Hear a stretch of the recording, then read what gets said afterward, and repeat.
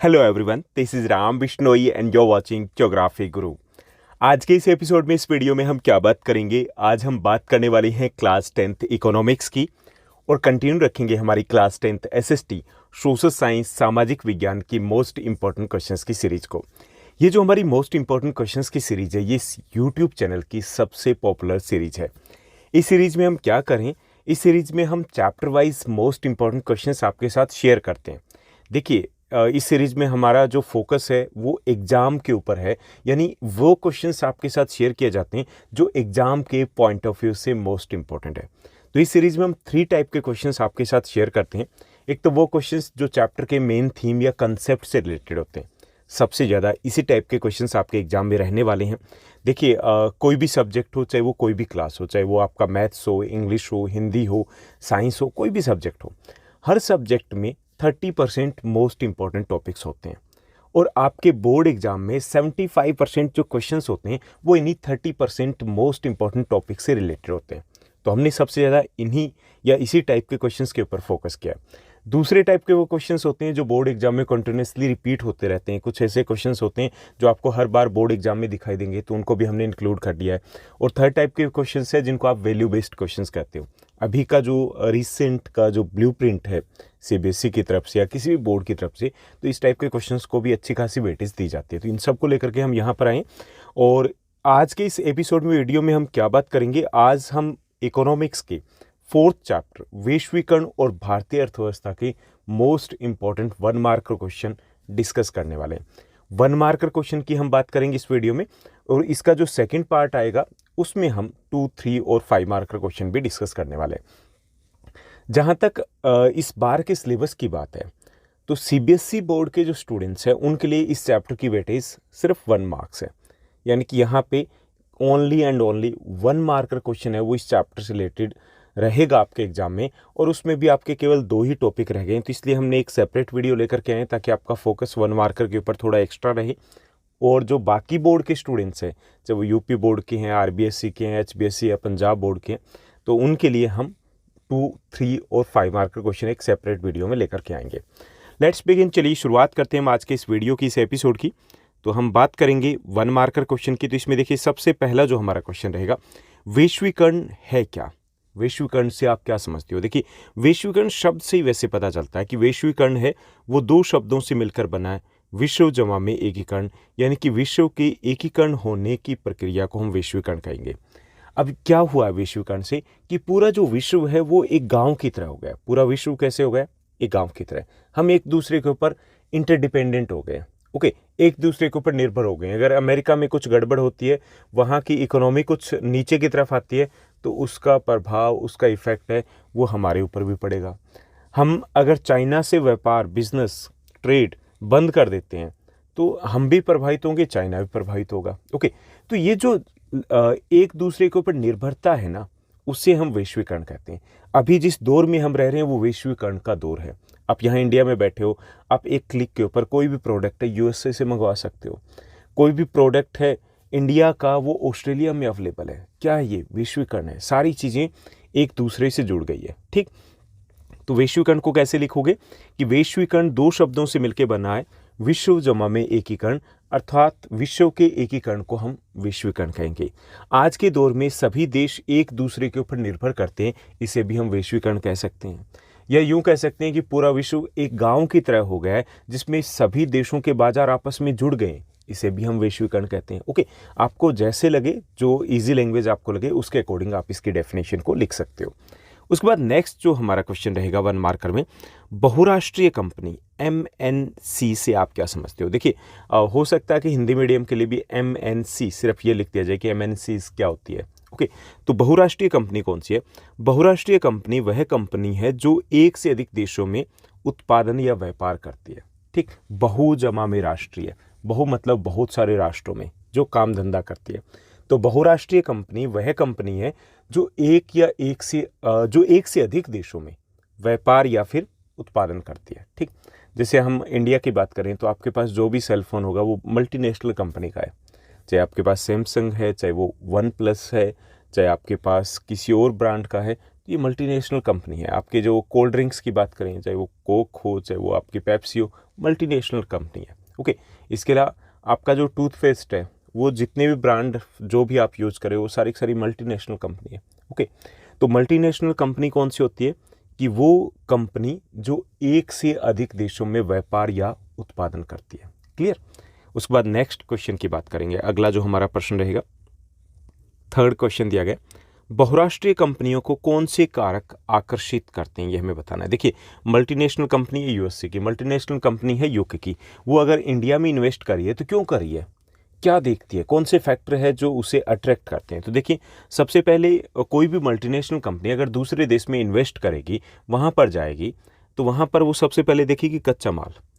तो वो कंपनी वहाँ इन्वेस्ट करेगी जहाँ पर रॉ मटेरियल अवेलेबल हो। देखिए, अमेरिका की मल्टीनेशनल कंपनी है, यहाँ से रॉ मटेरियल लेकर के जाए वहाँ, ठीक, ट्रांसपोर्ट की कॉस्ट लगेगी, फिर वहाँ से प्रोडक्ट को बेचना यही है, तो भाई इतना ट्रांसपोर्ट की कॉस्ट क्यों लगाए। ठीक, तो जहाँ पर रॉ मटेरियल अवेलेबल होता है वो वहीं पर इन्वेस्ट करती है। दूसरी चीज़ वो देखती है बाजार, मार्केट होनी चाहिए जहाँ पर उनको प्रोडक्ट बेचना है। और तीसरा है सस्ते श्रमिक। अब यूरोपियन मार्केट से ज़्यादातर जो मल्टीनेशनल कंपनीज है वो डेवलपिंग या अंडर डेवलप्ड नेशंस में आ रही है, क्योंकि उन्हें पता है कि भाई बेचना तो हमें यहीं पर है, क्यों ना हम सेटअप पूरा वहीं का वहीं कर लें। क्योंकि यूरोपियन मार्केट में अगर रॉ मटेरियल या अवेलेबल हो जाए तो मार्केट छोटी है यूरोप में, और दूसरा जो लेबर है वो काफ़ी महंगी पड़ती है। अब इंडिया में देखिए, जैसे आपकी इकोनॉमिक्स की बुक में एग्जांपल दिया गया, फोर्ड इंडिया के एग्जांपल दिया गया, उसने यहीं पर ही अपना सेटअप कर लिया। क्यों कर लिया? क्योंकि यहाँ पे रॉ मटेरियल अवेलेबल है, क्योंकि यहाँ पर मार्केट अवेलेबल है, 140 करोड़ है, बहुत बड़ी मार्केट है, और इसके साथ साथ यहाँ पे सस्ते श्रमिक भी अवेलेबल है, बेरोज़गारी बहुत है यहाँ पर, स्किल्ड चाहिए, अनस्किल्ड चाहिए, किसी भी टाइप के लेबर चाहिए, वो दोनों के दोनों लो कॉस्ट में अवेलेबल है। ओके, तो ये तीनों चीज़ें देखी जाती है, जहाँ पर ये तीनों चीज़ें अवेलेबल होती है वहाँ पर मल्टीनेशनल कंपनी अपना इन्वेस्ट कर देती है। उसके बाद नेक्स्ट जो हमारा क्वेश्चन रहेगा, बहुराष्ट्रीय कंपनियों के निवेश के लिए सबसे लोकप्रिय रास्ता क्या है। देखिए, जो मल्टीनेशनल कंपनी है वो जब इन्वेस्ट करती है दूसरे देश में जाकर के, तो कैसे इन्वेस्ट करती है, कई सारे तरीके हो सकते हैं। कई सारे तरीके कौन से हो सकते हैं, जैसे देखिए, कोई छोटी कंपनी है उसको खरीद लिया, ठीक है, अपना सेटअप हो गया वहाँ पर।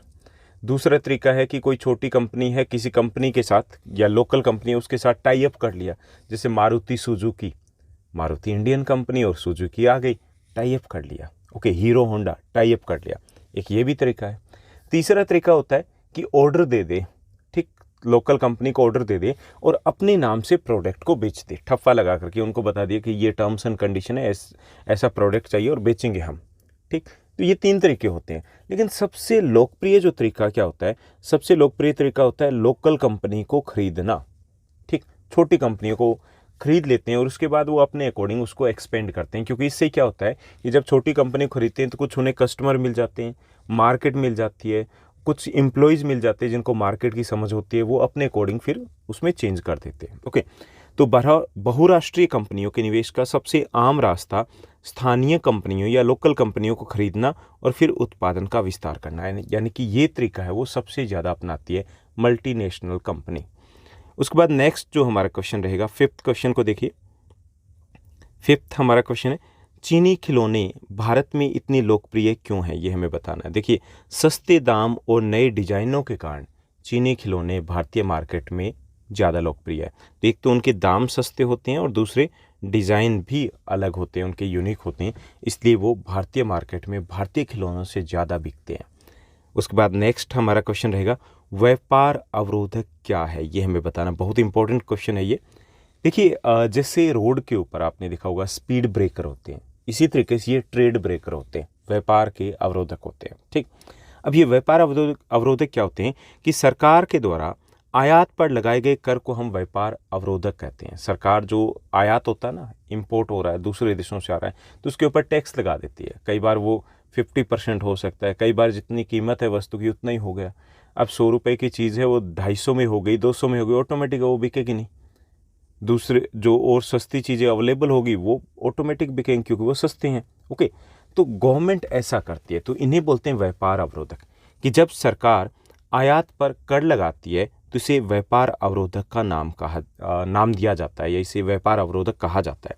इसे अवरोधक इसलिए कहा जाता है क्योंकि इसमें कुछ प्रतिबंध लगा देते हैं। हालांकि जरूरी नहीं कि टैक्स ही लगाया जाए, दो तरीके होते हैं। कई बार कोटा भी फिक्स कर दिया जाता है कि सामान इतना आएगा, उससे ज़्यादा नहीं आएगा। ओके, वो भी व्यापार अवरोधक है। ठीक, तो सरकार के द्वारा आयात पर लगाए गए कर को व्यापार अवरोधक का नाम दिया जाता है, क्योंकि ये व्यापार को नियंत्रित करता है। ये नियंत्रित हो जाता है ना कि कितना होना है नहीं होना है, वो सब कुछ कंट्रोल में आ जाता है गवर्नमेंट के।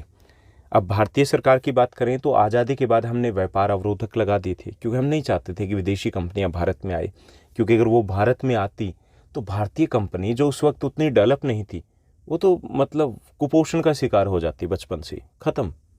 हम उस लेवल पर आ ही नहीं पाते जिस लेवल पे हम हैं, तो इसलिए हमने लगा दिए थे। बाद में हमें लगा कि भाई ठीक है, अब तो हम ठीक ठाक सी पोजीशन में हो गए, कंपटीशन करना चाहिए, तो 1991 में हम इनको रिमूव कर लिया था।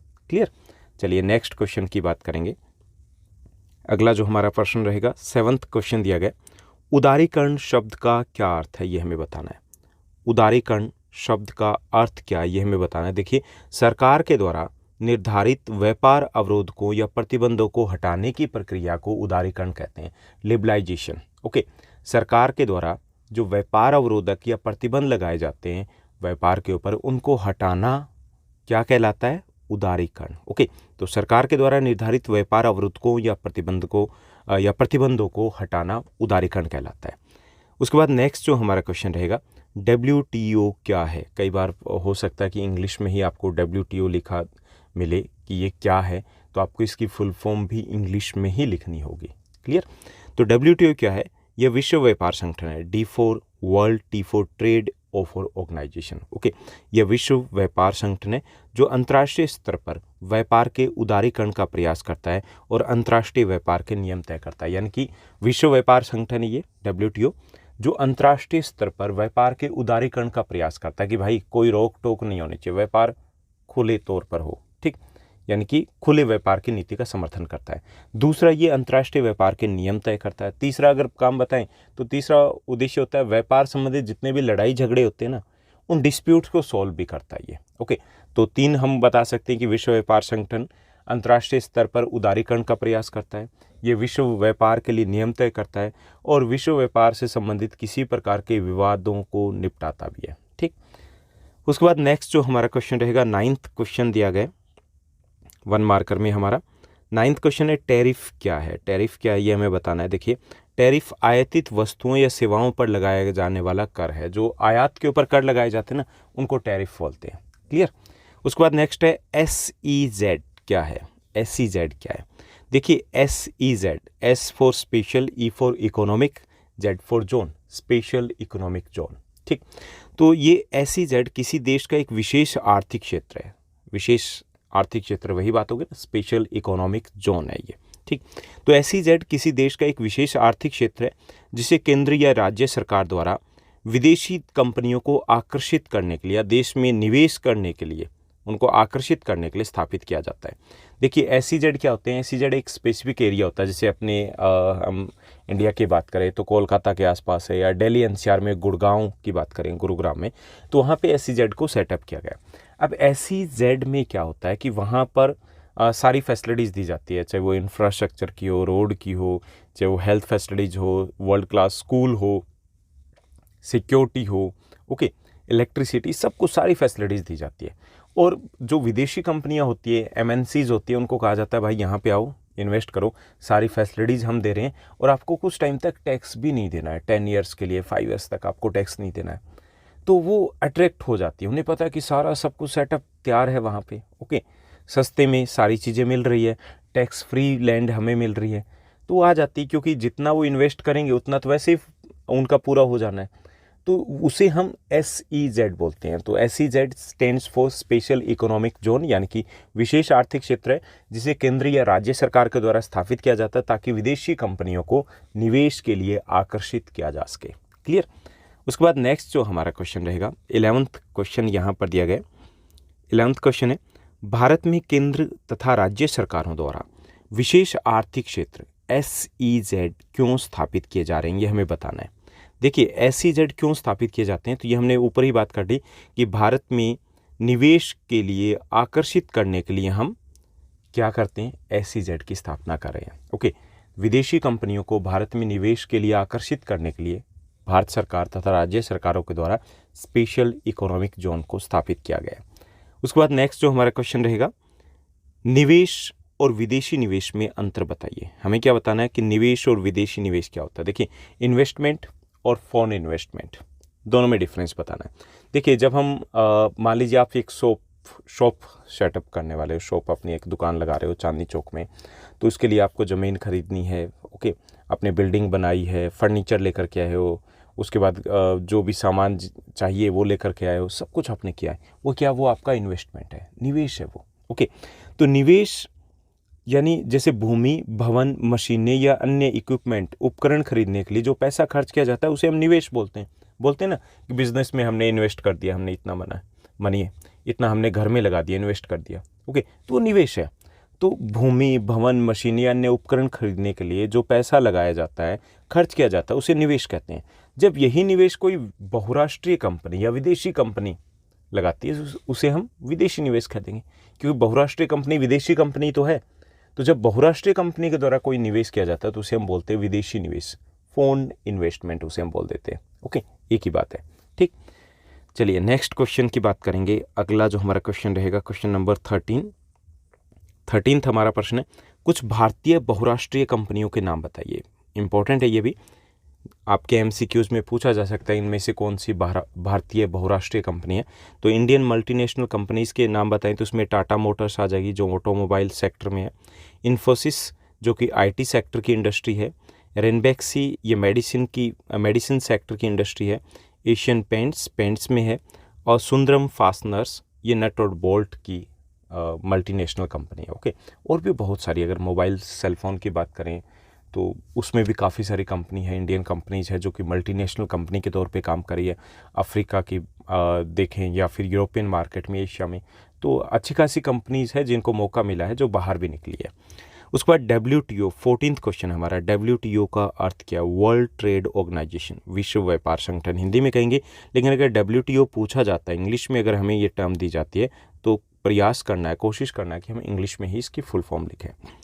उसके बाद नेक्स्ट जो हमारा क्वेश्चन रहेगा, MNC इसका अर्थ क्या है? तो MNC का अर्थ है मल्टीनेशनल कंपनी, बहुराष्ट्रीय कंपनी, ओके।